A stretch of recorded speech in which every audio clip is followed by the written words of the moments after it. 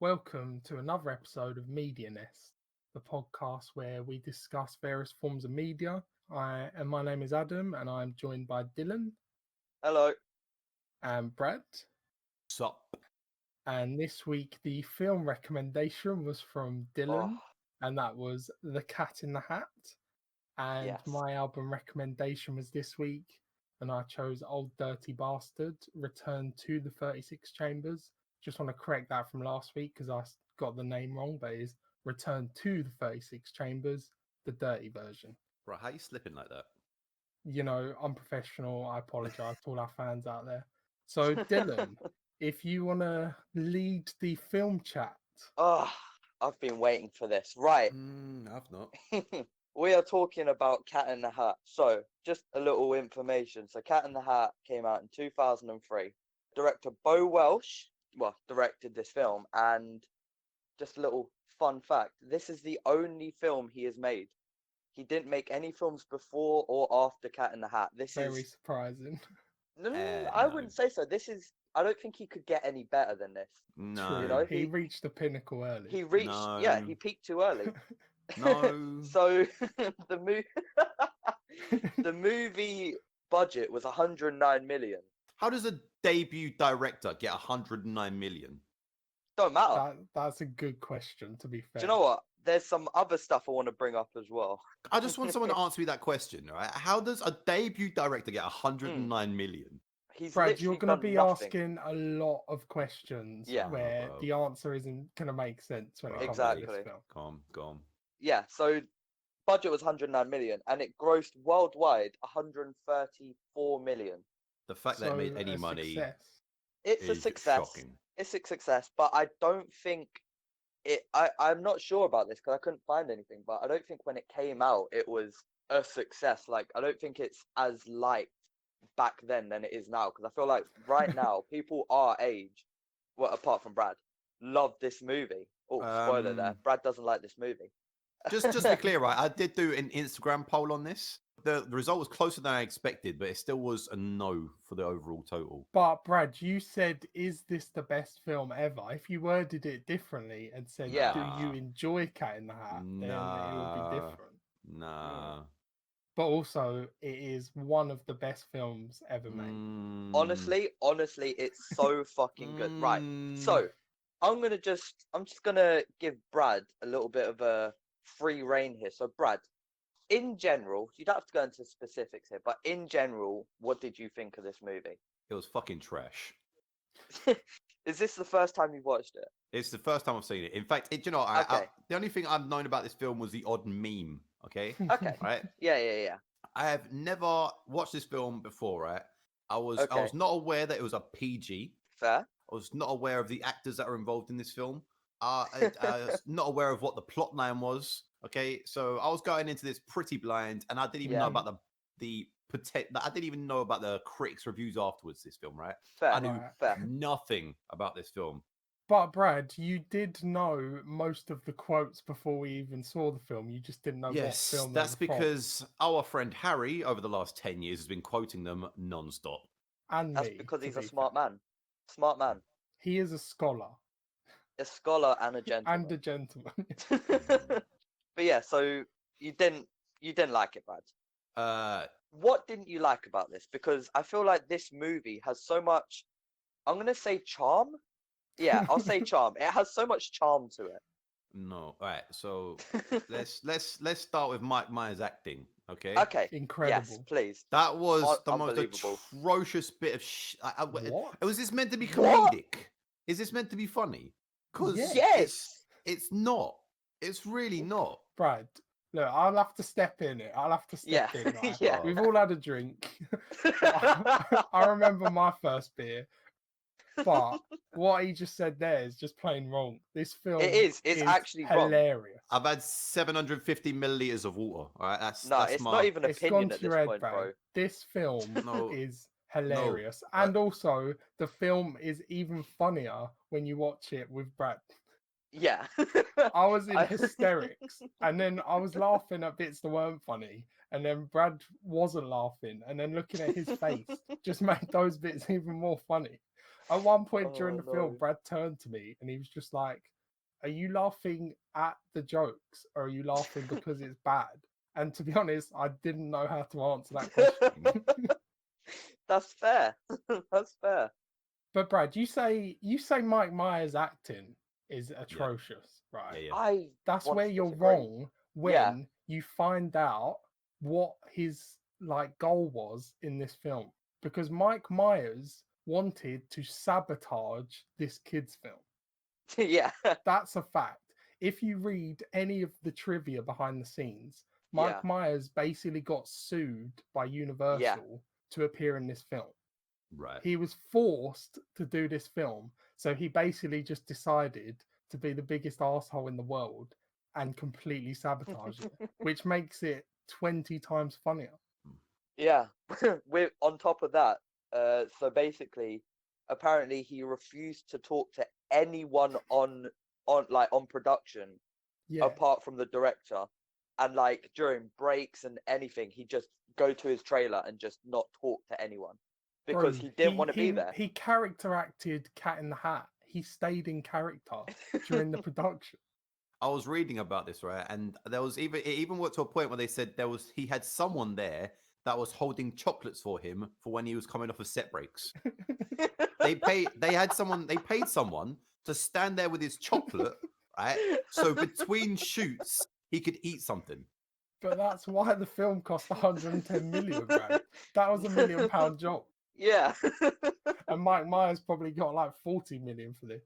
I also Oh. read, right, that one of the actors that also appeared in this film said that Mike Myers was going to the director and giving him tips on how to shoot the film. Yeah. So Yeah. basically, what happened was that Mike Myers was, I'm going to say, so far up his arse here because basically he didn't want to be there, but there were apparently scenes and scenes where they had to redo it 10, 15 times because Mike Myers wasn't happy with it. The director was fine with it, but Mike Myers ordered the director to reshoot scenes because Mike Myers wasn't happy with it.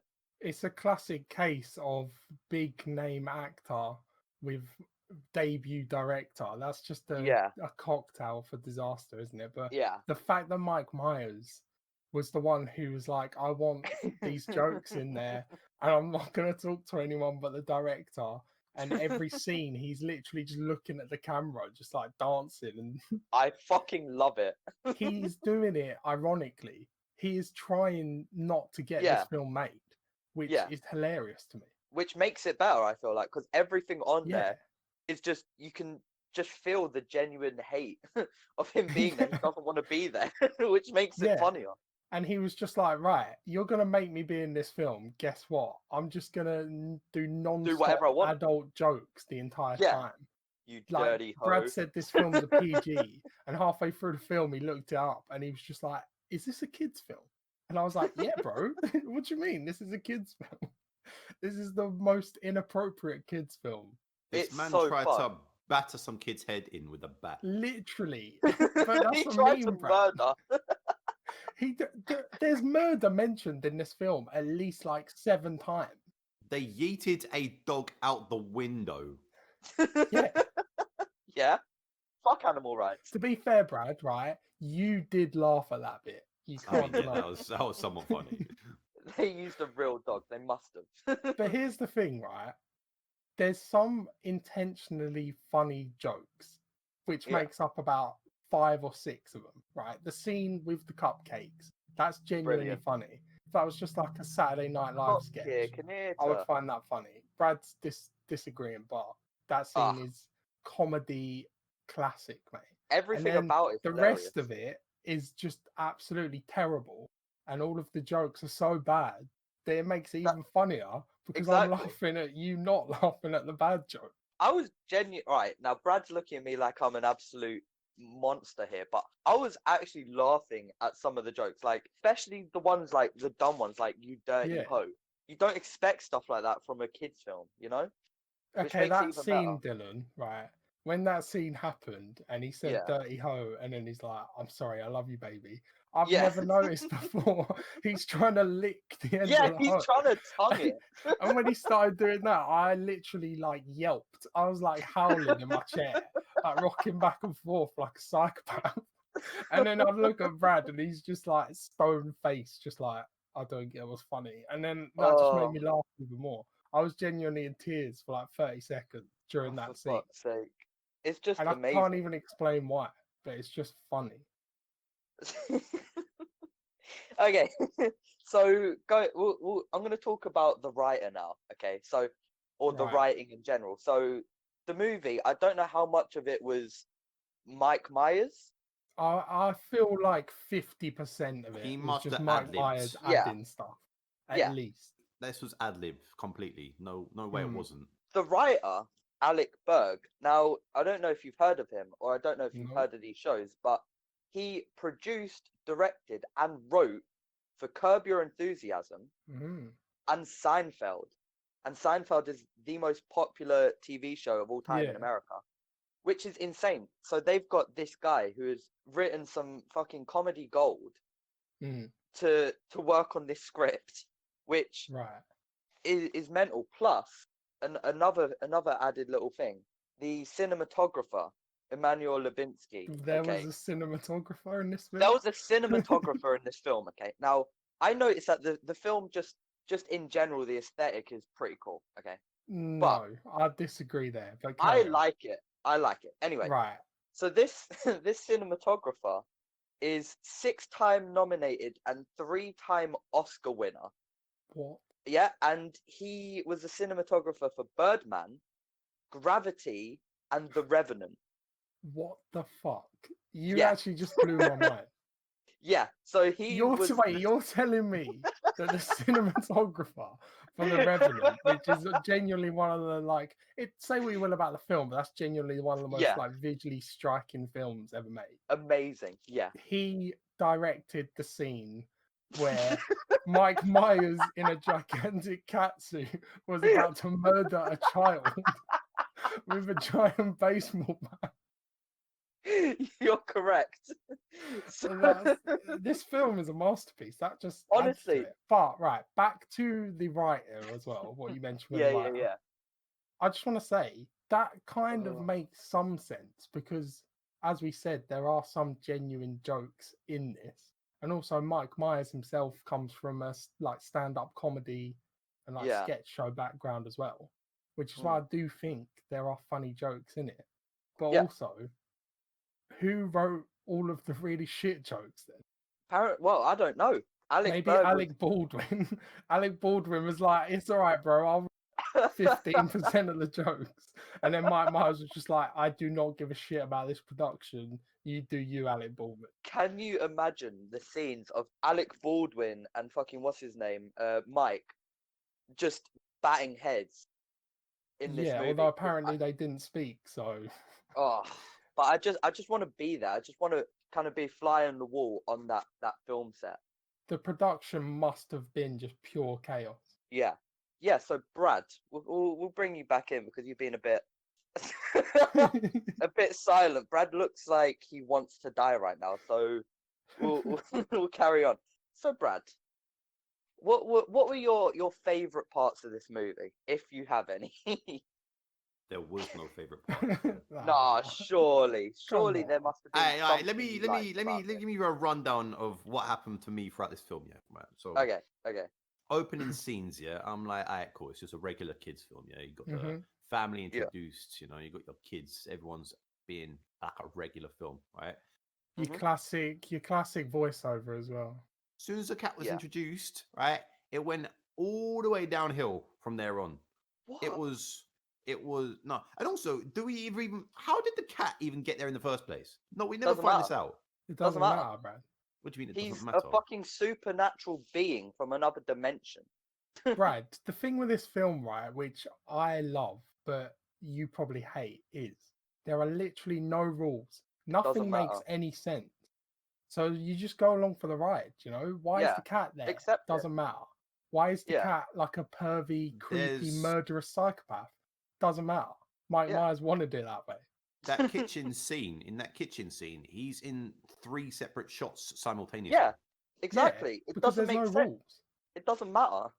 I think that, all right, we're going to bring it up again. That kitchen scene is fucking, from beginning to end, is genius. No, Yeah, it's not. Everything masterpiece. about it, like the whole like American and English, like cupcake and eater, like It's incredible. That's not funny. incredible, iconic scenes. Brad, you laughed when he cut his towel, all right? And you No, I laughed at the didn't. bit where he held a knife to the other guy and said, "I'll cut you and I'll make it look like an accident." I didn't No, laugh a at those bloody things. accident, Adam. Oh yeah, sorry. It's incredible. It's not. All right, that joke in itself might not be funny to you, but the fact that they put that in a PG kids film called Cat in the Hat is hilarious to me. Yeah, half of the jokes in there should not even like basically it's a 12. It's Bro, there's basically a a 12. bit, right? There's a bit where Alec Baldwin is basically watching porn. Yeah, yeah. I noticed They that. drag his TV away and there's like weird grunting noises going on where she's like exercising. She's But exercising and it's doing the like splits. implied that he's watching porn. Like if Mike Myers directed it, he probably just put full blown penetration on the screen. And Alec Baldwin's just there. And he's just like, this Fucking is a wrap, kicking his guys. belly. Oh, Yeah. But Brad, do you at least find it funny, ironically, because it's a kids' film with this stuff in? Adam, did I laugh at all throughout this film? Yes. oh. A couple of times, but they were more like Why am I confused watching laughter. this? Yeah. Yeah, It wasn't funny laughter. it was scared laughter. Do you know what it might be? I think because Brad didn't watch this as a kid, I feel like he hasn't grown up with these jokes, you know? Maybe, but also I think it depends entirely on your sense of humor. Because Yeah. me and you, Dylan, we like weird, abstract, not even Surreal. funny but funny stuff. Yeah. Like I love Eric Andre show. This reminded Yeah. me of Eric Andre show where there's no rules and it's Yeah, just just abstract, chaos. complete nonsense. Okay, yeah, Yeah. but the thing that we're missing here is that this is not a bad funny film, and this is not a funny film. It's both. It's both. No, Yes, it's exactly. neither. To No. me, it's both. To you, Yeah. like I can It's imagine just a you bad were film. miserable the whole way through this. And I can accept that a lot of people, obviously critics included, think Yeah. this film is one of the Right, worst have films you ever made. seen But I the just critic disagree. reviews? Yeah. The, Right, I'm not the ratings is surprised. mental. It makes it more funny though that people hate it so much. Your Yeah. hate was like translating to me and I was absorbing it and It I was fuels the funny. laughing. Yeah. Yeah. 100%. Do you know what it's like? It's like you watch a horror film with someone who's never seen it before, and you're like anticipating them getting scared so that you can react to that, and it's like quite Yeah, enjoyable. yeah, yeah. This is like that film, but I was anticipating Brad getting more and more angry, and that was making me more and more funny. I think it's almost like I don't want to say satire of a comedy film, but it feels like it is. It's taking the piss out of kids' films, if that makes sense. That's what I think. Yeah. Yeah, it's like taking the piss out of a whole like everything's happy, everything like kids' film because But it's the just thing not. is, with this film, it's very difficult to know what's intentional and what isn't intentional. Because there's so much stuff that's intentionally bad or intentionally inappropriate, but there's also stuff where it's genuinely bad and not Yeah, intentional. Like you were yeah, saying before about the cinematography and how the film looked. yeah. Brad, what was your opinion on how the film looked? It was very colourful. Colourful's the word, yeah. Yeah. See, this is the one Garish. thing I don't like about this film. It looks disgusting. Really? Every frame is just like horrible to me. Oh, I don't Well, know, that's man. the one thing that actually made the film like actually a kids' film was that it was nice and colourful and bright and exciting. Which adds That to was why like the it's one. not a kid's That was the film. one thing that should have been good about it. So how is that the one thing you disliked? I really Because, enjoyed well, it. when I say dislike, it's not pleasant to look at. Like, none of this film is pleasant to look at because it's just like horrible, sicky greens and yellows. No, but Adam, just think like about this. bursting out the screen. It's a Dr. Seuss movie. It looked Yeah, exactly how a Dr. Seuss movie would look like. but the Grinch did it better because the Grinch you can actually still look at, but it has those elements in it. Yeah, but This I feel like the film, Grinch is a bit more dulled down because he's a bit more of a dull character. Like this film is supposed yeah. to just be in your face, dumb energy, you know? See, I get that, and it doesn't ruin the film for me because I still find Yeah. that aspect of it kind of funny. Yeah, But yeah. if it wasn't a film I liked and it had those same elements, it's just like everyone's wearing horrible green suits and bright purple suits and like weird shit like that. I'd And have it to just it's disagree. so bright and horrible looking that kind of Nah, makes it funny, but but it's it's not nice supposed to to look be at. like that. Yeah. Yeah, I think it looked nice. So apparently they built this fake town in like a town in USA, right? So all the houses you see, all the shops and stuff, they took a town and they basically built. So they built Mm, all the housing suburbs next to a motorway, and yeah. the town, all the people of the real town complained to the council to get rid of it because it was garish, but they Yeah. just built it for the movie. And the town which they go into in the movie, Hmm. they actually took a real town, a functioning town, and they painted over it. They basically Yeah. rented the town out.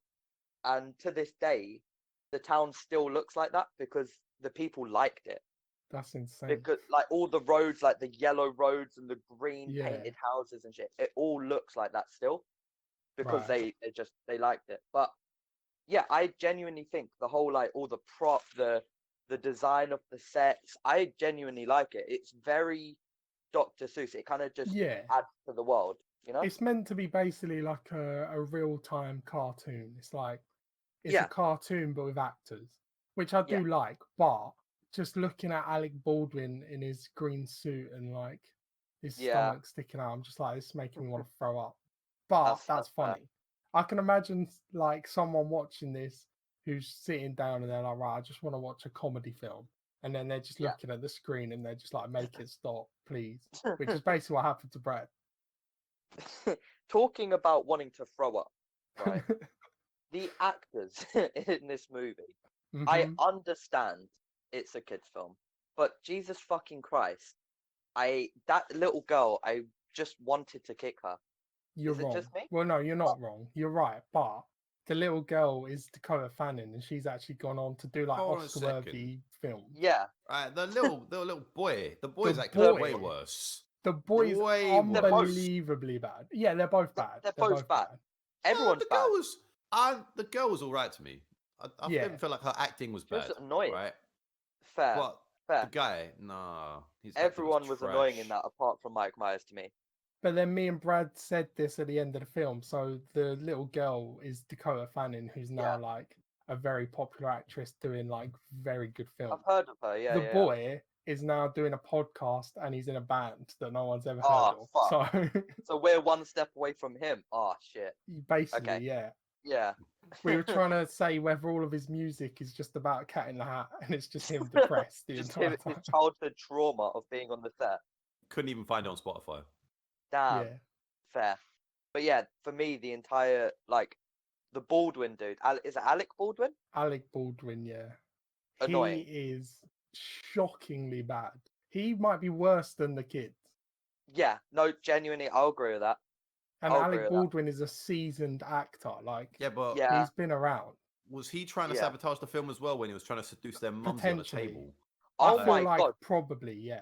There were scenes from him which were fucking awful Yeah. for like a kid's film. The part where it's like, oh, it's so hard. It's very hard. Yeah, and the mum's leaning over the table. Yeah, tits out. literally titty out on the table. Literally.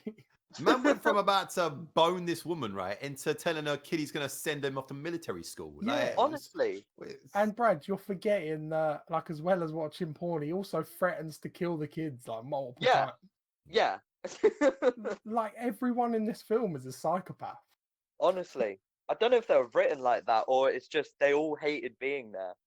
I feel That like they are it's genuine I threats. feel like it's the latter because I think they just saw how bad the film was getting, and they were like, Yeah. Mike Myers is getting away with all of this. I might as well Well, I just do a can't wait. shit job as well. Because there's no Yeah. way Alec Baldwin was trying in those scenes. No. No. No He was way. there for the money. He was probably just like, there's no way they're gonna use this. They're not gonna distribute this film. And then Yeah. Universal was like, yeah, we're gonna put Fuck this it. out. We Yeah. spent too much money on it. They spent $4 million on giving fucking Mike Myers chocolate. They had to release it. Yeah, although Brad was saying about Mike Myers' acting performance being bad, he's I genuinely enjoyed it. genuinely good, like in Yeah. a bad way. What? How? Yeah. It's like that Tommy Wiseau, The Room, like levels I'd of say so. bad right there. It's It like was like everything he does is funny.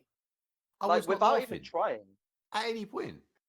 You wasn't. Ah, I was. I feel like you expected too much from this film, Brad. I think that's maybe it. We knew what to expect when we were getting ourselves into this. Yeah. Like you're not watching Cat in the Hat for any good acting, except for Mike Myers was so bad that it turned good. It went full Brad, circle. what was bad about his performance? Yeah, For a start, right, the plot line was all over the place because there was so much happening with nothing Yeah. actually happening. Right. Yeah.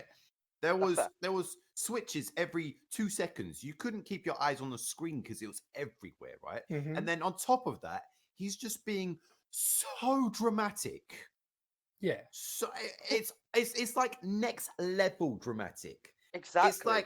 It's like you've got drama school, you've got seasoned veteran, you've got slightly overacting Orlando Bloom, and then you've got what the fuck is this? Are you saying that this is worse than Orlando Bloom? I am saying this is worse than Oh Orlando my Bloom. God. No, not true, because he wanted it to be that bad. Yeah. What you need to understand, right, No, is but Mike Myers' why performance. should Right, he wasn't performing the Cat in the Hat. He was Yeah. performing himself, sabotaging the Cat in the Hat, which is Yeah. genius. Why He's a why comic would I genius. appreciate someone sabotaging a job when they're meant to be? Look, at least when you got a bad actor, right? They're just bad acting. If you're intentionally bad acting, that makes it worse. No, it that doesn't. makes it funnier. It makes it better doesn't. purely because he's doing it so bad that it's gold. It's funny. Yeah. So him being as bad as he can is funny. Like, he breaks the fourth wall probably every like Multiple couple of times. minutes in this He film. looks at the camera Yeah, and just and fucking goes, "Get a load of this guy." I kind feel of like thing. he's doing that on purpose. And the best example of that, Brad, is when we were watching the film. It gets to the fake Universal ad Amazing. where it's advertising the Universal theme park, and it stops the whole film. And he looks directly at the camera and he's like, "You can enjoy this in Universal rides, blah blah blah." Straight to the camera, right? You were like, "Are you really telling me they're doing an ad in this film?" Of course. But he's doing that to take the piss out of Universal because they're the ones who are making the film. Yeah. It's genius. It's meta as fuck. The entire film. Like, I feel like, yeah, so like you said, Adam, he's not acting as Cat in the Hat. He's acting as him as a bad actor playing Cat in the Hat. Yeah. It's And it's fucking funny. fantastic. It's Yeah. just funny. I mean, it's not to Brad at all. And right, I want to say, Yeah. I agree with everything Brad's saying, objectively, right? Yeah. But my personal preference, all the things he's saying he hates about this, I just find Is what funny. makes it funny. And it Yeah. makes me enjoy it way more. Yeah. So talking about bad acting, I don't know if any of our listeners have heard of the Razzies. They are an award show that is pretty much opposite to the Oscars. They are for the worst movies of the year, etc. Yeah. So this movie in 2003 won the Razzie for worst excuse for an actual movie. Mm-hmm. Not just worst movie, worst excuse for an actual movie. That's the award. Yeah. And there were multiple nominees for this. There was a Razzie nominee for worst picture, worst actor, worst supporting actor, worst supporting actress, worst screen couple, worst director. All for this movie. So wait, so you're That's telling me the impressive. one and only directorial debut and film this guy did, he got a Razzie nomination for? He got Yeah. nominated for a Razzie, yes. Can we just say this could be like the worst debut in like history of Yeah. higher I budget mean, films? potentially. Maybe. In terms of career Okay, trajectory, in terms of yeah. his entire career, it's Yeah. literally going like down. This film has actually destroyed many careers, though. I think the only career that survived was Dakota Fanning. Yeah. Because Mike Oh. Myers, there's an Yeah. interesting fact about Mike Myers as well, Yeah, I which was I'm gonna sure bring you're this up. going to bring up, Dylan. But Yeah. he, because he got sued and made to make this film, he also had to do The Love Guru with Yes. Universal Studios a Yes, few years yes, later. which also won all of the Razzies, I believe, and Yeah. was even like worse reviewed than this. I've never seen that because it just It looks is bad. quite possibly one of the worst reviewed movies of all time. Yeah. Like critics hated it. It's not even a cult classic. It's just gobshite. And since this film and that film, which he was forced to do, he's Mhm. basically been in like nothing of note apart from Yeah. voice acting. So his Yeah. career, because of this film, just like disappeared. Yeah, completely. Mike Myers, the guy who's like ultra mega famous Mike Myers, his Bro, he's career, Shrek and Austin Powers. literally the two most iconic fucking characters Yeah. in cinema. And now he's cleaning up Hiding. windows or something. I don't know. He's Yeah. like doing a normal job. Yeah, I insane. saw him playing Soccer Aid the other year. Yeah, Oh yeah. that's his most Yeah. notable TV performance in the past 10 years. Yeah, the critics were raving about his performance in that match. 10 out of 10. Yeah, amazing. Right, how are we feeling about what we've spoken about so far? Have you got anything else you want to bring up, Adam? I just think the film's amazing. I just think Yeah. everything about the film is incredible. Yeah, in like a weird, like messed Yeah. up kind of way. Yeah. But yeah, Um, obviously I'm saying that ironically, but Yeah. when I rate films, the one thing I look to before I consider anything else, before I Yeah. consider technical aspects or rewatchability, right, is did I enjoy it? And Absolutely. I've seen this film multiple times with Mhm. different people, and I've enjoyed it every single time, and it always makes me laugh. Yeah. And I've never laughed as much as when I watched it with Brad, because his angry reaction just made it so much funnier to me. I just Yeah. couldn't stop laughing. So I can't call it, well, I can call it a bad film because it is bad, but Yeah. So it's also objectively amazing bad. at the same time because I enjoy it and I love it. Yeah. Brad, have you got any closing thoughts on this beautiful, amazing piece of art? No. No. Okay. Uh, what are we rating it? Because I'll give my closing opinions after. So we'll start with Brad. We'll start with Brad. Give us your closing thoughts. This is going to be Your interesting. ratings. Yeah. I'm about to get angry, aren't I? I'm going to punch Yeah. the drywall again. Closing thoughts. Closing thoughts. Poor acting throughout. The Yeah. plot line was everywhere. The film you couldn't carry because it was just mental. Yeah. I don't know what more to say about it, to be honest with you. I'm giving it a 1. A 1? Oh my One? god. 1. A 1 out Damn. of 5 or a 1 out of 10? 1 out of 5. Right. Okay. So what are you giving the extra half point for? The half point comes because it's like say it was for the first 10 minutes had me believing it was a kids film. Right. Okay. But would you have preferred it if it was just a kids film the whole way through without any of the adult jokes? I mean, I do enjoy a good kids film. You're crazy, mate. You are crazy. That's Ludicrous. fair. You're entitled to your opinion. No, right? but like it was right. So it failed to be a kids film and it failed to be funny, right? So in what respect is it actually good? Because it was shot by the guy who did The Revenant.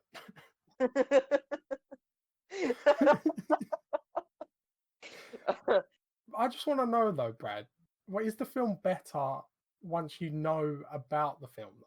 Because it's an interesting film to talk about and to research about outside of actually watching it. Do you I think agree? if I was to watch it a second time, I'd be even more bored. Wow. Wow. Would you not be looking for clues like, oh, this is the bit where Mike Myers had a breakdown kid. and Yeah. punched the kid in the head? Well, no, because I've seen it. I know what happens. There's No, nothing but more that's to the look thing. at in this film. I've watched this film at least minimum 10 times. Mm. And I even caught stuff for the first time this time round. Yeah, same. Like him Like licking even the hoe. even watching the background, like of like when thing 1 and thing 2 are like just fucking prancing about, like you just notice dumb shit they're doing in the background. Yeah. Even things like that. But yeah, Adam, what are we rating this? What are you rating this? Right. So from what Brad said, I agree. If he didn't find the film Yeah. funny, then it's going to be a bad film. Like Yeah. 100% agree. I'm never going to tell anyone that this film is genuinely a masterpiece Yeah. and is not You bad. told me it was a masterpiece. Well, yeah, but I'm just saying that as a Ironically. joke, right? Yeah, Right. yeah, yeah, It's a masterpiece to me. Hmm. But this film is a surrealist masterpiece. Yeah. Because none of it makes any sense. It's relentless. The film's only like 80 minutes long. 87 minutes long. Like the cuts just happen and then suddenly you're onto a different joke. There's like 20 jokes every minute. He's just like Yeah. firing at you. And I'm just laughing the entire time. Yeah, it's almost like a skit show. It's just Yeah. different skits put together. Yeah. As I said, it reminded me of like Eric Andre's show. Yeah. I like anti-humor. So something that's like just bland and not funny, but in a like weird context makes me laugh. Yeah. That's just like purely Eric Andre. He just says something that's not even funny, but I'm in But it's hysterics fun. because it's Yeah. so weird, right? Yeah, but I mean, I swear, even after the acting and everything was done, even the editing team was just like, "Do you know what, this is kind of trash. We need to just try and throw as much as this into like a small space as possible to get this film Yeah. over with." 100%, yeah. Like apparently there are like different shots of this film that They must have been like, do you know what, this should have been like a 2-hour film, and they were like, do you know what, we need to just get this out of people's memory as quickly as possible. Let's make it 80 definitely, minutes. yeah. That's what I think because Mike Myers probably turned up for like 2 weeks, pissed everyone off, did all of his scenes, and then he was like, right, I'm fucking off. And then they were just probably left with this steaming pile of shit. And the editors were just frantically like, we'll chuck that scene in there. This doesn't make sense. Fuck it. Just put it out. Just put it out. It don't matter. Yeah. But all of the bad aspects I find funny, and all of the good aspects I find funny.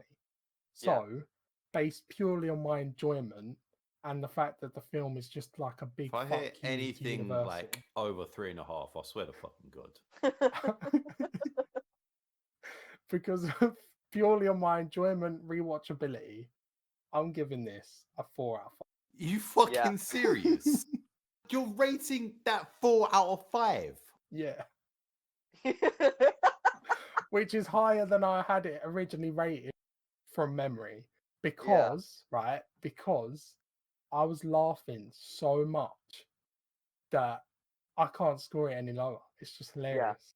And I'll watch it again in a few days, as long as I've got someone to watch it with. I'm not going to watch this on my own. I've got someone to watch it with and a couple of beers. Hey, look, Hilarious, I'm the only person right now you can watch it with, and I ain't watching it, so fuck you. Look, this film was a Cat in the Hat out of 10. Okay. Yeah, Cat in the Hat out of 10. 4 out of 5. Hilarious. That's 4 my stars review. out of 5. There we go.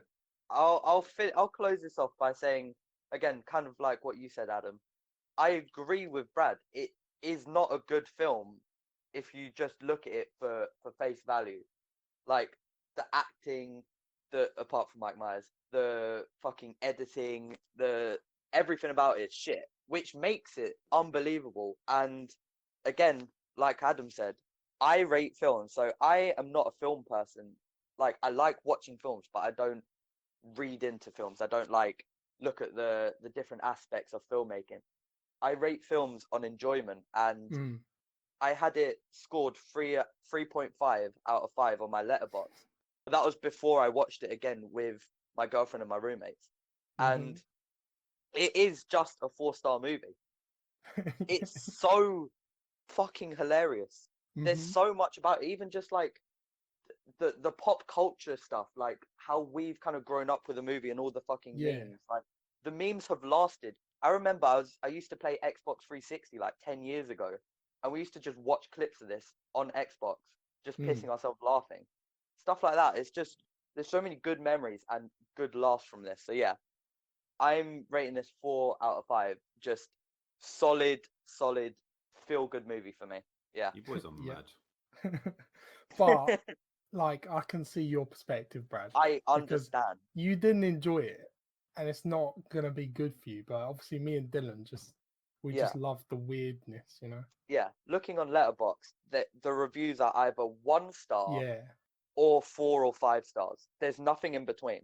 Dylan, I'm curious, right? Of the people you've spoken to about this film, what's the overall review? The overall review is that this is a, like we said, 4 out of 5 kind of movie. Shut up. That's You're telling me that is 90% of the people I know. You're telling me your friends that even work in sort of the film industry, right? Yeah, Enjoyed this film. 100%. Yeah. It's because it's almost an anti-film. Yeah. It shouldn't have worked. That's it the just perfect did. description of this film, actually. The Yeah, film itself is a joke. yeah, And it's similar to the prequels where the discussion around the film are yeah, funnier than the film itself. Like while you're watching the film, you have in the yeah, back of your head like, I cannot believe they did this. Why yeah. would I they do cannot this? believe Mike Myers kicked the dog out a window or some shit. Yeah, You know? like I can't believe he actually did that. He did he did his own stunts and just yeeted a kid. But yeah. So yeah, that's been Cat in the Hat. I think that was a pretty productive Mm, discussion. Yeah. yeah. So Adam, this album, I'm ready. I'm ready for this because I feel like I'm gonna be a Brad now, Right. I right feel like here. this is going to be a good episode because we're disagreeing with things, Yeah. right? And I chose this album because I think there's a lot of discussion around this album and potentially a bit of controversy. Okay. So before I even talk about the album itself, I Yeah. want to talk about Old Day Bastard, right? Yes, please. Because there's a lot to discuss.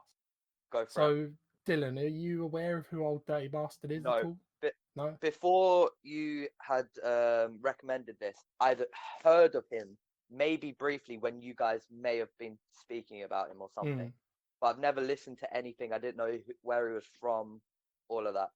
Right, and I imagine Brad, you've sort of heard of him, maybe heard a few songs before, but I've heard of ODB because obviously I've heard the hey, say hey, yeah, baby, I got your money. yeah. So that's his most well-known song, which is from the second album, which Okay. is like a bit more poppy. But the second album is actually more crazy than the first album, believe it or not. So What? we'll get to the Okay. album, but yeah, the second album's mental. Right. Okay. So, Old Day Bastard, ODB, also known as Dirt McGirt, Ace on Unique, Osiris, or Joe Bananas. Osiris, the god of Yeah, the sun. Okay. yes, right. Okay. And Joe Bananas. Oh, of course. Yeah. Yeah. So his real name Russell Jones. He was a member of Wu-Tang Clan. So Wu-Tang Clan was obviously like a massive group in hip hop, Yeah. especially in the 90s. So Of they course. burst onto the scene in 1993 with their debut album, Enter the Wu-Tang, 36 Chambers. And like to me, that's one of the best hip hop albums of all time. And Yeah. that's like very highly regarded. But although ODB is nowhere near the best rapper on as part of Wu Tang, You can definitely. I mean, in fact, you could probably say he's probably one of the worst rappers of yes, the Wu but Tang. if you listen to that first album, one of the most unique and most standout performers on that album is Old Day Bastard. You could definitely say it's unique. Yeah, Let's just Yeah. say he has a very unique style, it's very distinct. very distinctive, yeah. Yeah. But his persona, Old Day Bastard, is like a persona he's created that's kind of this wild man, like very eccentric, very crazy, basically shouting his bars most of the time, Yeah. random singing, If you random want to ad call them libs. bars, sure. Yeah, very loose and crazy, but unique. Half the time he's not Yeah. even rapping. Yeah. Yeah, basically. But his persona kind of makes sense when you know a bit about his personal. Do Okay. it. So yeah, Russell Jones lived an interesting life, let's put it that way. If you go to Wikipedia and go to the legal issues section, it's basically like 10 paragraphs long. Okay. Oh my god. So he lived an interesting life. So the FBI released a file on him in 2012, connecting him to numerous crimes, including three murders, a shootout with police, and racketeering charges.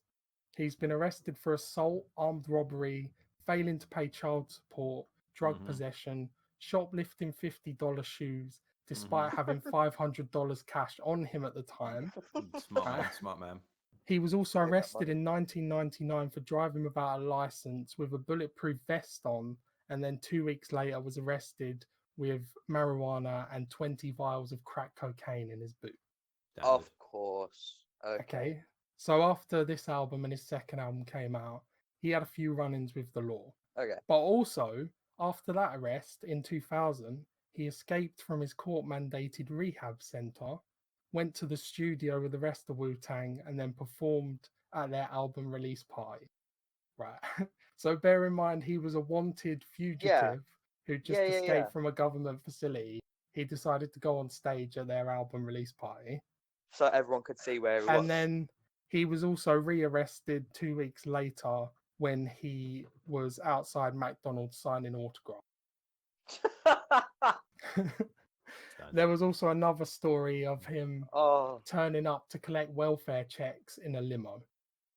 shut up. Wait, he was collecting welfare. Yeah. How? Basically, he lived an interesting life, Brad. Let's put it that way. Yeah. What the fuck? And Okay. like as I said, his music is very eccentric, but his life is very eccentric too. Okay. Right? But in his later life, it's a bit more not as funny and gets a bit more depressing because he suffered from serious drug problems and he was also diagnosed with schizophrenia in his I later mean, life. that is not surprising at all. That's Yeah. not surprising, to be honest. No, but So I mean, simply from this album and not knowing anything about him, that's not surprising. Yeah. no, not at all. And unfortunately, he died in 2004 from a drug overdose. He was age 35. And That's sad. RZA, who's his cousin, and he's like the I suppose the main member of Wu-Tang. He's the producer. Yeah, I was and, gonna say like, the he main produced most organizer. of this album. Yeah, and RZA said that he was a visionary of his time, but he lost that vision from the time they put him in jail to all the drugs and all the stress he went through. It took away his ability to see. So essentially, this is that classic case of an artist who, when they were younger, was unique and had a vision, but also struggled with mental health issues, drug problems, and obviously problems with running into the law. So, yeah, he lived a complicated and tragic life. But this album came out in 1995 when he was just 24. And this Yeah. album's kind of a sort of a window into ODB's life, I guess. Damn. Yeah, I've written a lot of stuff down about these songs, and after you explained all of that to me, I don't even need to ask questions about half of it. Yeah, Because it so makes sense. that's why I wanted to present ODB as a person before we even get into the album, because Yeah, a lot of the album will make sense, yeah, knowing that you might think like, why is he shouting and why is this so crazy? yeah, ODB, that's the yeah, answer. yeah. So, do we want to start with the best or the worst tracks? I think we should start with the best tracks. Okay. Yeah, So if we go through my best tracks, so I've and got then we'll 6 add best on. tracks. I want to know if any of your best tracks are my worst tracks. Yeah, That'll be interesting. But yeah, I'll go through my best 6 tracks, and then if you've got any at the end, we'll go through them, and then yeah, we'll go through the worst tracks, and then we'll just then talk both. about the Yeah, album in general. So, cool. but I just want to mention before that this album came out in 1995, and in 1996 it won the best rap album at the Grammys, and What? pretty much universally received positive acclaim from critics as well. You're okay. All right, let's go. Let's go. Let's go. So I'm just putting that out there Yeah. before we get to That this either is your a opinions, but- decorated album. Okay, yeah, got it. peaked at number 7 on the Billboard chart. Sold 81,000 copies first week, which in album sales during the 90s, pretty impressive. Obviously, it's different with streaming now. Yeah, And yeah, as Brad said, it's executively produced by RZA of Wu-Tang, and cool. a few tracks got co-production, but the production is very much a RZA sound. Okay. Okay. So, best tracks for me, 5 of the best tracks is pretty easy to talk about because they are the first 5 songs, other than the intro, obviously. You're fucking So kidding me. You what? Right. So the intro is just him doing a skit about. I have, by the way, I have counted the intro in my understanding of the songs that we've been involved in. Right. So you counted that as a song because I didn't count that as a song. I've counted that as a song because it's Right. part of the album. Yeah. Okay. Well, we'll skip the intro for now then. Okay. First best track for me, second song on the album, Shimmy Shimmy Ya, Shimmy Ya, Shimmy Ya. Dillon, give me the mic. Take it away. Right. So I said in what's it called? Inverted commas. Inverted. Yeah. I was like, "Oh baby, I like it raw." That's what I said first. Do you know, I've also then- said that as my first thing. Yeah, because that's Yeah. literally that's the entire song, right? Then what really kind of didn't sit well with me is the piano is so fucking jarring. Oh, bro. The piano was so fucking jarring. It was so loud, wasn't it? It just took over the entire thing because I did say throughout this entire album that most of the beats were fucking really good, really What? good. I Mhm. liked a lot of them, like the Okay. bass and the drum. And for me, because I have not listened to a lot of hip hop, to me it sounds very classic hip hop. If that I makes thought sense. Definitely. This first I'm one, not. Yeah. I'm not gonna lie to you. I thought a lot of the beats were really weak. fair, Damn. fair enough. But for this one, I kind of just said like, this is how I imagine older hip hop to sound like. Mhm. If that makes sense. Which I suppose it is older hip hop. But yeah, I didn't like this song that much. I think I rated Interesting. it. It's not in my top 5. I gave it a 5 out of 10 because this Okay. was the first song I listened to of the album. Okay. What So about yeah, you, Brad? Yeah, I dislike this song. This is in one of my worst songs. Really? Yeah, Wow. the rapping was just really basic. yeah, The singing was awful. yeah, The whole point of the song was he was bragging about being better than everyone else, but he was clearly not proving that in the song. yeah, Right. And also, I just couldn't gather what he was actually saying for most of it as well, Mm. because that piano was just dun, dun, dun, dun, dun, dun, dun, dun, dun, dun, and I was just yeah, like, I can't understand what he's saying over the dun, dun, dun, dun, dun. yeah. Agreed. I'm genuinely shook right now because Okay, come on, Adam. that was unexpected. Hit us. I completely disagree with pretty much everything you Damn. both said, to be honest. Mm-mm. So not everything. Like I understand. I think with this album, one thing that I expected of both of you was the barrier of his voice and his rapping style, where it's kind of Yeah. half sung, Yeah. half rapped, but he's got a very aggressive, slurred speech pattern. Where Yeah. if you two couldn't get past that, I didn't think you'd like the No, album. see, my But the issue is beat, I feel like he was drunk for most of the album. Right. That is potentially, exactly right? what I wrote. I wrote he is smashed off his face. Yeah. Yes, that is 100% more than likely the case. Yeah. But to me, that doesn't detract from the album. That's the reason I like most of these songs, Okay. right? But it was just drunk Because ramblings. because it's nothing like you've heard before. He's so unique. And You're like right. you said, right, you said like basic pattern. On this, I said like he had reversed vocals on the second verse, which is really weird, right? So Yeah. he spit his first verse, which I like the flow on that. I like how he flows on these beats, right? Because it's like off kilter, but it's just pure aggression. Okay. Yeah. But then the second verse is like reversed vocals with weird noises going on. I imagine you didn't like that at all. I love that shit. Like, just make it weird. Yeah. This That's was fair. actually the first single from this album. This was a It massive was a hit single. single. Mm-hmm. Yeah. And it's been What? sampled as well, a lot. Yeah. Are you ODB is one of kidding those me? artists who has been sampled countless times because it's just classic 90s hip hop. I'm This song fucking was the shook first right now. single, yeah. But did you Oh not even no. like the beat? I disagree about the beat. I think No, the this beat beat's is amazing. awful. I think the beat is fine. This is one of the ones which are just it's fine. It's not bad, but it's not good. It's so middle of the road for me. See, to me, the way the beat comes in and the recurring piano key and his flow over it, I love. I think it works perfect. It's fair. Which It's fair. obviously this album No, could be very controversial then because this is the very. first song we've discussed and Yeah. we just massively disagree. Yeah. But basically, yeah, I just said this is a perfect intro song and his unconventional flow I like. Mm. That's exactly what I like about this song.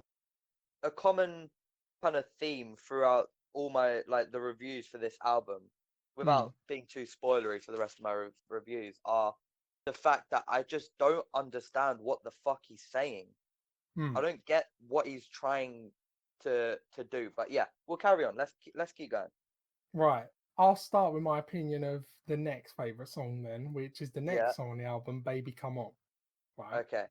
So it's like it's a 90s sounding beat, but it's kind Yeah. of mashed up it's like a bit cut and chop, which is Yeah. really weird, and I really like that. So there's like strange noises going on in the background, and the second verse beat drop to me is just pure filth. You're calling that a beat drop? Right, the first beat, and then you have the repetition of the "baby come on" phrase, and then it drops. Mate, banging. I would not Absolutely call that banging. I would not call that a beat drop. That is a beat drop. It's 100% a beat drop. Bro. That This is beat also drop, right? And then he comes in with that different flow, switches it up, and he's Different like flow. switching from rapping to singing over and over again, right? Okay. There's loads of transitions, and I Mm. feel like this song's very creative, Okay. and it's a banger. I'm about to throw you some things that are going to trigger the fuck out you, right? Because this is also one of my worst songs. Wow. Well, Okay. And so Jesus. I started off with so the annoying. So you had the Wu Tang. Yeah. Tang. That was really annoying. Okay. Right. That sounded like it was meant to be done at a live gig, but instead he did this multiple times throughout the album as well, where he just wanted to throw a passage in there, so it's sort of something people could shout back at a live gig. That's what I felt. Yeah. The singing was atrocious, right? Mm. I could understand him even less on this song. He Right. constantly lost the beat because he kept switching between rapping and then almost talking, but talking off beat. The production was weak as fuck. 100% disagree with The that. production was weak. Like the outro. Okay, so he finished, right, by just going, Yeah, and then the beat switches up, starts going mad. right, and then it's just got that dum dum dum dum dum dum, and then that really, really, really basic drum pattern comes back in, right, by itself, and then you get the rest of the track that finishes off, and I was just like, this is not creative. It's actually just really poor. I disagree with it not being creative at all. I don't think you could say any of the songs on this album are creative. What for a second, right? So a lot of the production I felt was weak because they've used the same drum track throughout the song, throughout the album. That's just 90s boom bap drum track, though. That's what everyone. No, it's the same drum track. Every song has the same drum track, and I'm not talking about the same sound. I'm talking about the same pattern. It's just like dum dum ch, dum dum ch. That's hip hop drum pattern. Though. Yeah. Bro, it's the same. That's over 90s hip hop drum pattern. You listen to any hip hop album from the 90s, you're gonna have the same drum pattern. It's just not creative. That's fair. So what I thought about is, so this is by default in my top 5, but it's like the last one purely because of like rating. I didn't like this song, right? Okay. But I said I did really like the beat and the guitar or whatever it was. That was a bass, wasn't it? Was it a bass? Because it sounded like like a bass riff, whatever, right? I liked that. I was enjoying that, and this is one of those songs where I had to listen to like 2.5 times, right? Because I listened to it and I just didn't understand. I couldn't grasp what anything he was saying. I didn't understand what he was saying. Yeah. See, I don't struggle with that at all. But then I've listened to this album many times. I listened to this 3 times this week. So damn. I can understand. I can never not understand what he's saying, except when he's purposely making it so you can't understand. Like obviously his reversed bars. You're not meant to understand that. That's just a weird noise. And he throws in just weird passages that we'll get onto later where he's just singing nonsense. Or like children's nursery rhymes, whatever. Yeah. I can understand you saying you don't like that at all. Get that. But he is saying stuff. I can understand what he's saying. I don't know. I feel but if you don't, that's fair enough.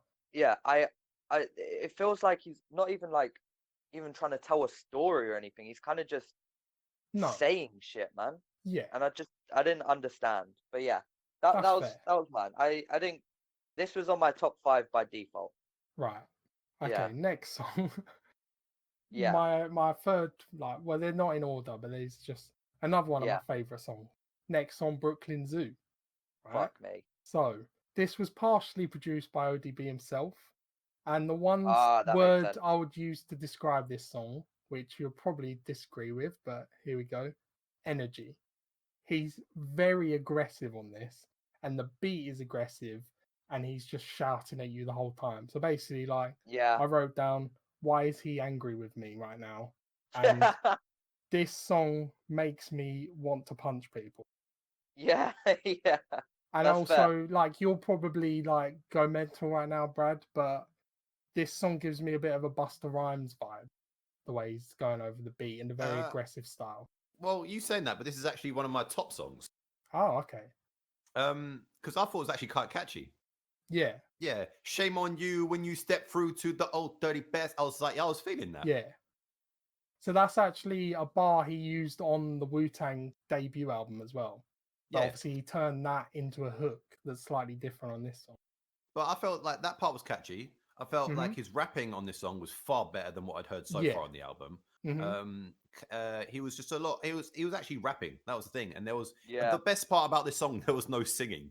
Which which is why I actually enjoyed it, because he was not singing on this song, and I was like a reprieve from the first 3 songs. I was like, okay, cool. Right. Yeah. Finally, we just get to sit down, dissect his lyrics a little bit, hear him rap him, and I was like, this is actually a good track. Okay, that's good. Dillon? Yeah.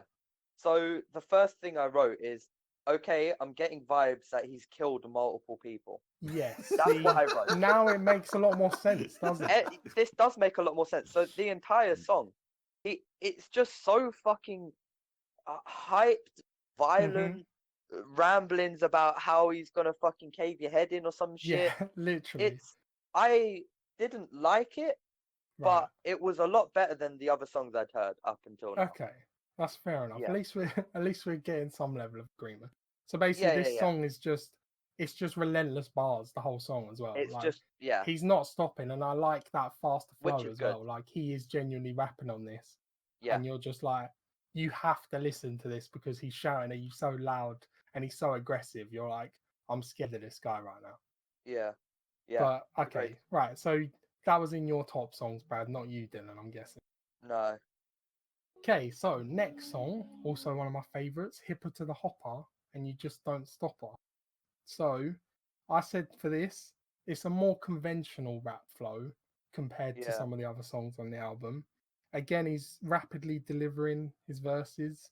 The line where he said rhyme stinking like girls poo poo is just terrible. But there was some questionable lyrics on this one. But yeah, it's funny again. Like we're going back to the old Cat in the Hat thing where I like intentionally bad shit. Like I'm pretty sure he's just throwing that out there because he just thought it was funny and he's just saying like nonsense, right? I found the lyrics funny. He keeps mentioning shit in this song for some reason. Yeah, he mentioned a lot of other things as well. Yeah, and to me, you might disagree here, but I think this is one of the best beats on the album, and it seems very unique compared to the ones before it. I can completely agree with that. I said that, like, the piano this time is really hitting, and like the instruments and the instrumental really doing it. It was It was hard. It was good. It was hard. And that initial drop from the piano into the aggressive beat as well. I think I just put that's dirty as fuck. Yeah. Slaps in the whip. For me, this was one of the better raps from him again. This song made the worst of my best songs. Okay. So yeah, it was one of the better raps, but that's basically the only reason it made this part of the list. Okay. Did you like the beat at all, Brad? Yeah, it was alright. Okay. Fair but enough. Yeah, it's because his rapping ability on this song was just better than what I'd heard. Like there's hints on this album where he genuinely can rap, and when he goes into that faster flow, you're like, oh mate, this guy can rap, which I suppose makes it more disappointing for you two when he's 100%. Doing singing and just like saying stuff. Don't say singing like he's actually singing. We'll get into the worst tracks in a minute. Yeah. Okay, right. Next song, again, one of my favorites, Rawhide featuring Method Man and Raekwon the Chef. Okay, so 2 Wu-Tang members, both with bars. So basically, I said with this, it comes straight in. It's got a very dark beat, and then at first he's talking, but then he switches up and comes in with like aggressive flow. And I feel like he rides the beat well in this song compared to some of the other songs. So he keeps changing his flow a lot and lots of vocal changes. The lyrics are genuinely kind of disturbing on this song. Because he's talking about like, I want to see blood and like shouting and period shit. Blood and like he mentioned period blood 3 times. Again, it goes back to what I've said to Brad before when you're listening to certain rappers and you're like, I believe this guy. He probably did all the things he's saying.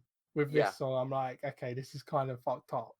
And Yeah, yeah, also the guest verses on this song, perfect. Yeah, the one thing I will say is that I didn't. This song didn't make either of my like best or worst Okay. lists. That's fair. But I did not enjoy ODB's performance on the song because he wasn't actually rapping; he was just talking angrily. Right. The Raekwon verse though was fucking fire. Yeah. Yeah. Raekwon. See, Raekwon, Method Man, Ghostface Killer. They're like the elite rappity rappers of Wu-Tang. Like Yeah. they come in with bars. But Okay. obviously ODB is not that. See, I basically said kind of a summary of what you guys both said. So I said from the get-go, it just fucking goes in hard. Yeah. It just starts insane. And then I mentioned about how they keep saying, I want to see blood, all this kind of shit. It's Yeah. fucking, it's fucked up. It's fucked up shit. And the entire song made me feel like they've just, I don't know, just like done a fucking smorgasbord of drugs and then started. Yeah. Like they all sound fucking insane. And the one thing I didn't like about this song is ODB on it. Everything else was fucking sick. And as soon as he comes on, now this is again for me, across the whole album, there was like bits of other people in it, and I was like, fucking hell, this is sick. Do you know what? And then you know when he comes in. I will go into that a little bit when I go into my best tracks. So Fair enough, yeah. But yeah, this was my second favorite song on the album. But mainly for the guest. Mainly because it wasn't him. Yeah. That's fair enough. Yeah, okay, so the final favorite song, because I had to put this on again when I listened to it a second time, a third time even, because this song is hard as fuck, right? Yeah. And that's Protect Your Neck to the Zoo, featuring about 12 people who are like all Wu-Tang affiliates, but they're not the main members of Wu-Tang, they're the sort of proteges of Wu-Tang, Killer Bees, right? Yeah. So I said, this is the sequel to the best rap song ever to me, okay? So Protect Your Neck, which is on Wu-Tang Clang's first album, is one of my favorite songs of all time. I literally know every single lyric to that song, and it's just a banger, okay? So this is the sequel to that. Obviously, it doesn't live up to that song, but I said with this, it's just a happy return to the aggression. So I feel like the album, to me, dips for a bit, and then this song picks it back up. And I love the back and forth features. So they're doing sort of like half a bar here or there, and then finishing each other's sentences. And everyone on this song comes in fast, aggressive, and they're just going in basically. It's a relentless song. Basically, you've got 8 features in 4 minutes. Damn. And they're all just going in basically. So like every sentence is someone different. And I'm just like, oh, can't keep up. And the beat to this is just banging. A lot of people just get about 4 lines and then it just moves on to the next person. I love this song. Yeah, so for me, this was my tied favorite. Okay. And what I like to say, I really liked how there's just really short transitions between the artists. And the one thing that didn't let me down on this song was ODB. He rapped well on this. I actually said his verse is the best on this song. Because when everyone else was rapping, and I was just thinking, there's no way ODB can ruin this. There is no way. We will get to him, he's going to ruin it. And he didn't, thankfully. So, do you know what? With this song, though, I feel like because it's 4 minutes and you've got so many features, it's like he didn't have time to go too crazy. So they were just like, bro, I've got this beat for you. Just spit as hard and fast as possible because we got to fit these guys in. And he was like, yeah, can I do like a 5-minute long singing solo at the end? They were like, no. Let's just cut that. What about you, Dillon? So this was my joint second. Okay. Yeah, I said it just fucking goes hard. The entire thing is just bars on bars. Yeah. Like it was one of the songs on this album that felt like what I'd imagine a hip hop song in the 90s to sound like, if that makes sense. Because like all the other songs up until now have been experimental, should we say? Yeah. But up until now, this is one of the songs where I'm like, okay, it's got bars. It's good. I gave this, I rated this like joint second. Okay, so before we go to you, Dylan, again, Brad, what were the Yeah. other favorite songs of yours? Then? Yeah, 'Cause I've so said enough. so we've had 3 of my favorites pop up now. Yeah. I will say that Hippo to the Hopper did make it there by default. Fair Because enough. I only had 4 significant songs that I actually enjoyed. But my favorite song of the album, or tied favorite, shall we say, was Damage. That was like a back and forth between ODB and Gizza. And Jizza, like yeah. they Jizza the genius. Just Gizza, day boy. Yeah, I just feel like the 2 of them back and forth was actually a really good collaboration. There was a few odd noises that popped up on the track that sort of gave it a bit more character as well for me as well. Yeah. And I felt like it was probably the best produced song on the album. What song was this Okay. again? Track Damage. 7. Okay. So this was just after Rawhide. Yeah. Oh, Damage. Yeah. Yeah, Oh see no. this song for me, it's not part of my top 6, but it's in that next level of songs that I really enjoy, but it's not like the cream of the crop for me. And yeah, I agree with This you that the beat is really interesting. The beat's kind of chaotic, like as you said, there's weird sounds going on, and it's kind of a bit all over the place. But yeah, the man, back and forth between him and Jizza is like a highlight for me. I agree. I did not agree with that at all. This is my Oh, second really? worst one. Wow. Fair enough. Yeah, Wow. it was fine. There was Mm. nothing offensive, as in like it wasn't him fucking yodeling into the mic or anything like that. But it We'll get to that. yeah, but it almost felt like filler. Do you know what I mean? It was for me. Really? It was Nah, just this there was nothing special. Nothing stood out for me. nah, this again, this was some of the best back and forth in the entire album for me. Yeah. Fair. I mean, Also, genuinely, this one, he actually did have some decent lyrics in this one. So he had Yeah. a few metaphors. The line that he pulls strings like Jimi Hendrix, and he's like flowing back and forth. He was trying to rap on this one, definitely. trying being the operative word there, but yeah, Controversial, but okay. No, yeah. but there was a really good bar towards the end that I really liked as well. That was "Here's the truth, better start wearing bulletproof." I was just like, oh Yeah. jeez. See, that's a hard bar. They had a message to it. I was like, oh shit, like madness. Fair. Maybe I didn't catch it. But yeah, and then my other song was Snakes. Hell yeah, let's go. Yeah. So Snakes, the again, right? So the only issue I had with this song was ODB, right? Yeah. Really? Yeah. Yeah. So all of the features, right, I thought were on point, right? Yeah. And ODB had the worst verse of all of them. The sample was okay, and there was like all around good writing overall. The high points for me were Killer's flow, and RZA's writing, because RZA had like a really strong verse on that. Yeah.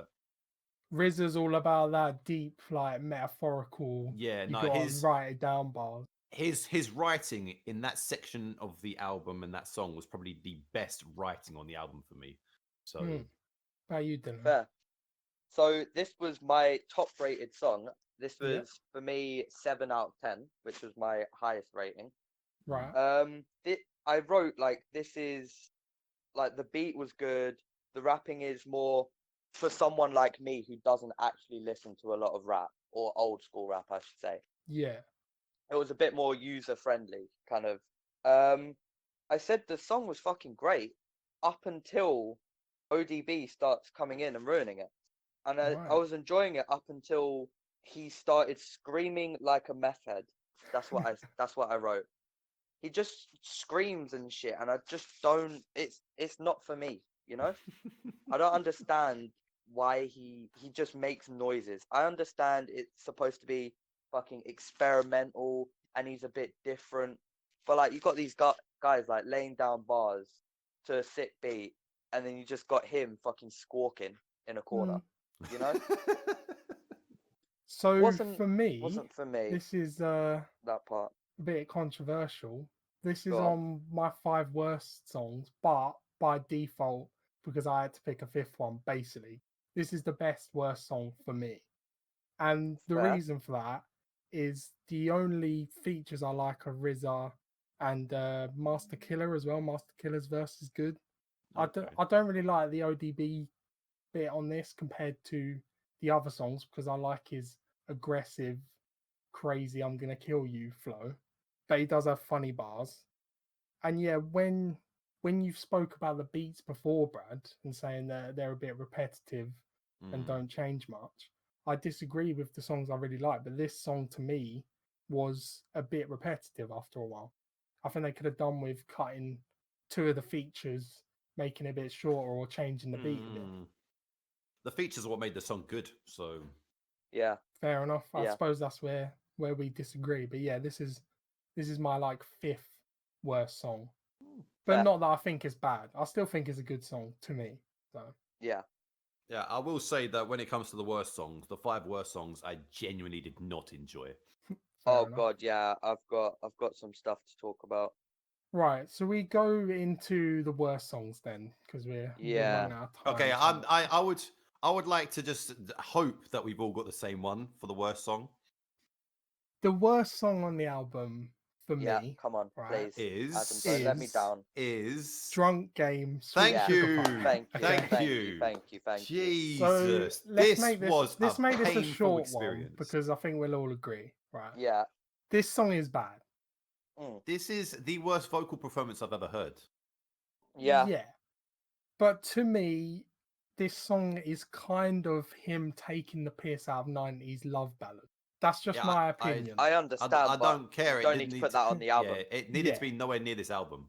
If Like, this was a 1 minute comedy skit, then it would have been kind of funny. But as a full song, it's bad. Yeah, if he made like a fucking video on that.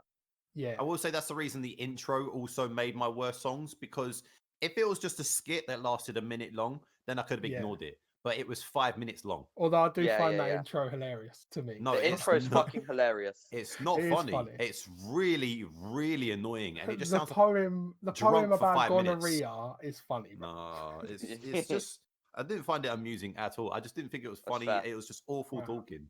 Yeah, Fair. right. So we agree on Drunk Game, Sweet Sugar Pie. Oh, 100%. God, yeah. The Awful. next worst song on the album for me, which is a bit of a weird one, right? Going down by any chance, please? Please. No. Oh, there's No? another one as well. Right. The second worst song on the album is Brooklyn Zoo 2, Tiger Crane, featuring Ghostface Okay. Killer, right? Ghostface Killer's verse and the first part of the song is a great song to me. I love that. But why does this song transition to recaps of all the other songs on the album and then it goes into like a 3-minute live shouting performance? It doesn't make Yeah. sense. Like this song It's- should not be on the album, or it should have it's just been cut 7 there. It's 7 minutes 20 seconds long Yeah. Like it Of- shouldn't be there. It's just completely unnecessary. of just unhinged rabbling. That's all Yeah, it was. because when it starts cutting back to the other songs, you're like, oh wait, it's going to this song. Wait, no, it's going to the next. Why is it doing this? It's not even Yeah. really a song. It's like a clip show. Montage. Yeah. Yeah, it's really weird. For me, this couldn't have been on the worst list because there was just songs that were worse than it, right? Yeah, Fair there are. enough. This isn't Going on my Down- worst list. Going Down was by far a worse song, right? Going Down Eh, is eh, on eh, my I've got list as another well. one. Yeah. Okay, I've got right. another Just so one. we're clear, right? It was 1 minute of, Yeah. Yeah. then it was a minute and a half of drunk rambling, right? Yeah. Uh-huh. With a minor amount of rapping, finishing off Very with minor. the awful, awful rendition of "Somewhere Over the Rainbow." Yeah. Right? Yeah. So, But- But what? Brad, the one word I wrote to describe this song is trolling. Right? Fuck He's off. trolling. There is I no don't- reason But for there's- him to go into a rendition of Somewhere Over the Rainbow. He's just doing it because it's funny. No, it wasn't funny. It was painful. It would be funny if it wasn't on the album. Yeah, but also Like, this if he is made a this is on my fucking worst Vine songs list. But of it. maybe I'm a bit biased because the intro is sampled by JPEG Mafia, and it's kind Fuck's of like sake. historical for me, you know. But this Boo. is on my bad songs list. I think we can all agree this isn't a very good song. It's a bad song. Another bad song is Please. Don't You Know. Ugh. Okay, so Don't You Know, it's not the worst song on the album to me, but to me, again, this is his version of a love song, and it's just Yeah. really weird, really fucked up. He's screaming his lyrics and his singing is genuinely bad, right? Yeah. He likes nasty bitches, I wrote that down. And Mhm. there's the third verse is an unhinged oral sex teacher fantasy verse, right? Yeah, So I just wrote, "What the fuck? Don't listen to this around other people." Basically, please. Yeah. it's really weird. But the second I verse was actually good to me, and then yeah, he ruined this song. So I wrote 3 or 4 lines. I wrote, did he really pay 2 ladies to talk about him and then gas him up at the end of it? Probably, That yeah, happened in the beginning. yeah. Then I said, this man is fucking unhinged. Why the fuck is he so horny? I don't Mm. like him. Unhinged is a very good word to describe this It album and is. It is. ODB at large. And then at the end of it is literally just him making like just moaning and making sex noises, Yeah, and it made me really uncomfortable to yeah, listen to. yeah. It's Definitely, just you have not. to turn it down really, really low, and no one else is Honestly, listening. I was listening to it on my own in the front room with headphones in, and I was still scared someone would hear. Yeah. Right, so that's all of my worst songs basically, and Yeah, all of my worst songs are in the middle chunk of the album, which yeah, to me is the main problem of the album. If you cut the songs off after like track 7 and then come back, chuck Snakes in there, and then come back as soon as Protect Your Neck 2 comes in, this would be a classic album to me, and I would love it so fair. much more. But those songs really, it dips so much It in the middle, and yeah, they're genuinely bad songs. Yeah, it makes the album just unlistenable to. Like you can't put this album on and just listen to it straight through. You just can't, Yeah, which is a shame. yeah, because Yeah. to me the first like 7 songs, I'm just like, this is mad. Like to me, I'm just like, this Yeah, is fucking amazing. And then it just hits a point, and you're like, oh god, we gotta get through these songs again. And then it yeah. comes back in, and I'm like, yeah, this is good again. Yeah, I had a few like songs rated like 6s and 7s and stuff like that.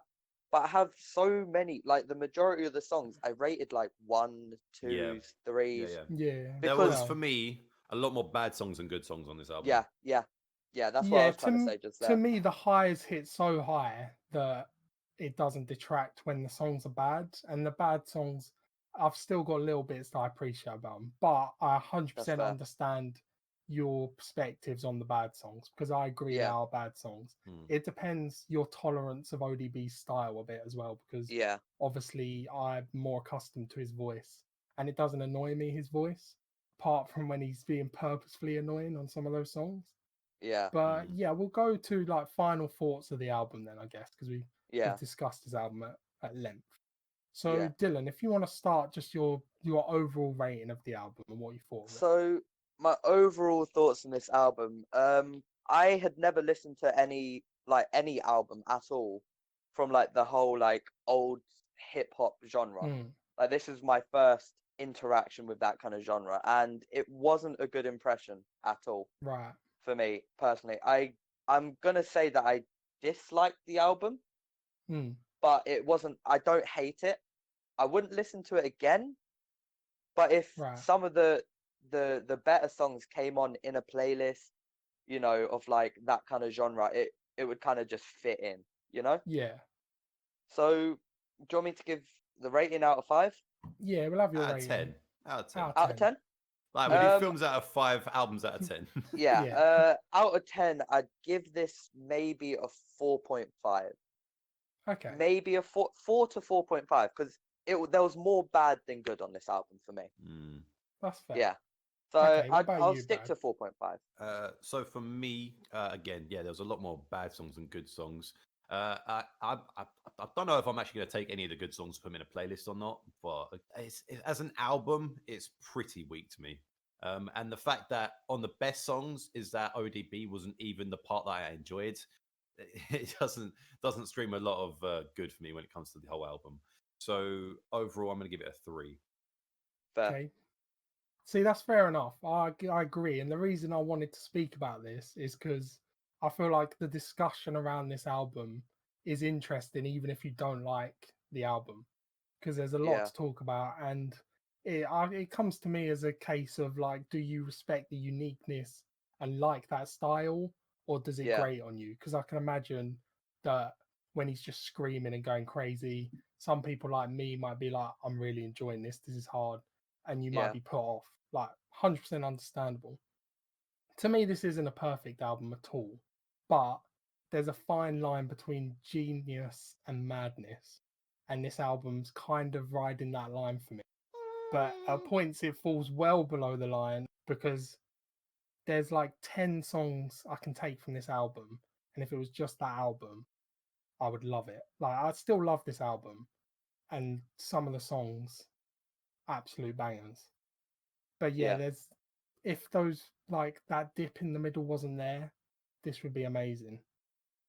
One of my favorite albums, you know, like, Yeah. classic hip hop, and I just love that unique style. But obviously, I listen to weird hip hop like JPEG Mafia, so I'm Yeah. accustomed to weird, unique hip hop, I suppose. Mm. But for me, I'm giving it an 8 out of 10. 8. Yeah, Hey, because as I 8. said, I've listened to this album a lot. I listened to it 3 times this week, and it wasn't like last week when we forced ourselves to listen to that album because we were doing the review. Oh my I dear. listened to it, I wrote all my thoughts down, and then I had the songs replaying in my head during the week, and I was like, I want to listen to that again. And yeah, just like the highs are really high for me, the lows don't detract it too much. So 8 fair. out of 10. Love this Wow. album. Cool. Interesting. Okay. Right. So I'll finish up with a little something to discuss on. Yeah. Yeah. And I just want to know what you guys are excited for musically this year. Ooh. Oh, question. okay. So, like, any ideas on what might be coming and what you'd be really looking forward to? So I'll go first, right? Go. Now, Bring Me the Horizon, okay? They have Right. they have been quarantined together this entire time, and they've been making an album. And well, they said that they're not making any more albums, yet they released 2 pieces of art in the Mm. last year or so, and they're releasing another one this year. And apparently they're going a lot harder than their more poppy stuff that they've been doing, Right. which I'm really looking forward to because old Bring Me the Horizon is chef's kiss for me. Okay. That's Okay. what I'm looking forward to. Right. We've heard Dillon's thoughts on Bring Me the Horizon. We're due an album from a few like well-known artists. To be fair, we're due a Kendrick album at some point. Yes, We need that Kendrick at some point. You we know, do. bless us, please, K. Dot. Joey Badass as well. I think he might be gearing up to release something. It's been a while since he's dropped anything as well. Yeah. And yeah, they're kind of the main ones. Obviously, during quarantine at the moment, people don't seem to be dropping as much. Apart from Yeah. Griselda, who are dropping projects like every week. So I've just been listening to and that Drake. shit, Let's not basically. forget our boy Drizzy. Yeah, No. let's No. At the moment, that's the lowest reviewed album of the year. So we might have to Nice. discuss that at one point. Hell yeah, But yeah, I'm down. just I need some of that Kendrick, you know. What about you, Yeah. Brad? So for me, from what I've heard from Frank Ocean so far this year, I'm really looking forward to a Frank Ocean album. Hopefully that's gonna be coming soon. Again, Kendrick, that's a big one. There's not an awful, like I say, there's not an awful lot going on in music right now, so it's kind of hard to sort of judge where people are at. So for me, that's sort of where I'm at the moment. I'd like to say, we just need some new music. Yeah, true. Yeah. I say we just need some new music, boys. Just Maybe bring some more something. Arctic Monkeys, you know? I No. mean, let's No. We don't need Alright. that. Okay, so we finished our discussion. Might be a bit of a controversial one, that one. And next week, mine is the film recommendation, and Brad's is the album recommendation. So I'm we're excited. back to Yes, week sir. 1. The film one I was struggling with a bit this week, actually, because there Okay. was a few I wanted to choose from. But basically, I'm going for one that will be easy to stream. Thank you. So I want to talk about next week a film called Climax. Climax. I've never heard of that. It's on Netflix. It's directed by Gaspar Noé, who, Okay. let's just say, is a very interesting filmmaker. Oh He's no. a bit of an auteur, and this could be another one of my weird films that you're probably gonna hate. Is he interesting like ODB is interesting? Yes, kind Oh, of. okay.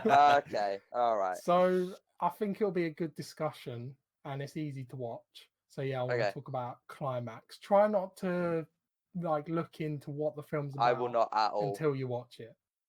I will not at Okay. all. So that's my suggestion. Okay, and my album we're going to be looking at, we are going to be looking at the While She Sleeps album, You Are We. Yes, Okay. Brad. So Don't know what that is, but yeah, Yes, I'm all Brad. ears. So I'm Dylan sounds excited. So I'm locked in. Okay. cool. Could be another battle next week. Yeah. Who knows? Okay then. Right. So thanks a lot for joining me, guys, and I'll see you next week. Catch your See breath. ya.